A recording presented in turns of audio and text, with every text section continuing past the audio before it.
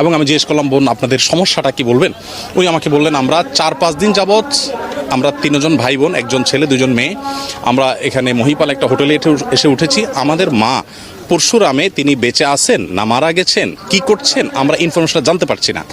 তো mobile system অনেকটা ভেঙে পড়েছে, যোগাযোগ ব্যবস্থা ভেঙে পড়েছে, যার কারণে যোগাযোগ করা যাচ্ছে না। তো বললেন যে আমরা আসলে এই শুধু মাটা বেঁচে আছেন কিনা এই ইনফরমেশনের জন্য আজ 5 দিন প্রতিদিন সকালে এই পানি দিয়ে আমরা যাই কয়েক মাইল, আবার ফিরে আসি বিকেলে সন্ধ্যায়। এটাই আমাদের কাজ, কিন্তু আমরা কোনো কুলকানা করতে পারছি না। তো এই জায়গাটাতে আসলে বিশেষভাবে ফোকাস দেওয়া আমার মনে হয় খুব গুরুত্বপূর্ণ। মানুষ খাদ্যে কষ্ট করছে, আর তথ্যের যে ঘাটতি গ্যাপটা তৈরি হচ্ছে, এটার কারণে মনে হয়তো ওনার মা ভালোই আছেন, কিন্তু যোগাযোগ করতে না পারার কারণে এই মানসিক বেদনাটা অনেক বেড়ে যাচ্ছে।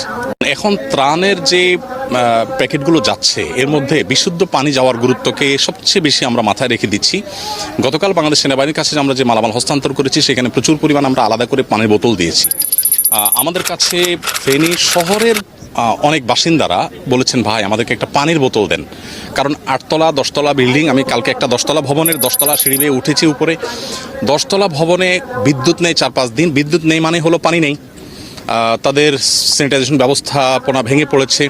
এই মুহূর্তে তারা এক ঢোক বিশুদ্ধ পানি চায়, এবং তাদের সুস্থ রাখবার প্রয়োজনে আমরা যারা ত্রাণ কার্যক্রম পরিচালনা করছি, আমাদের বিশুদ্ধ পানি দেওয়াটা খুব গুরুত্বপূর্ণ। আমরা বিএসটি অনুমোদিত কয়েক লাখ পানি বিশুদ্ধকরণ ট্যাবলেট দিচ্ছি মানুষকে, আর পানির বোতল দেওয়ার চেষ্টা করছি। মূলত ওই রোডটাতে কিছুটা আপনার পানির কারণে রোড বন্ধ ছিল, আমাদের কয়েকটা কাভার্ড ভ্যান 2-3 দিন সেখানে আটকা পড়েছিল, সেখানে শত শত ট্রাক পড়ে আছে।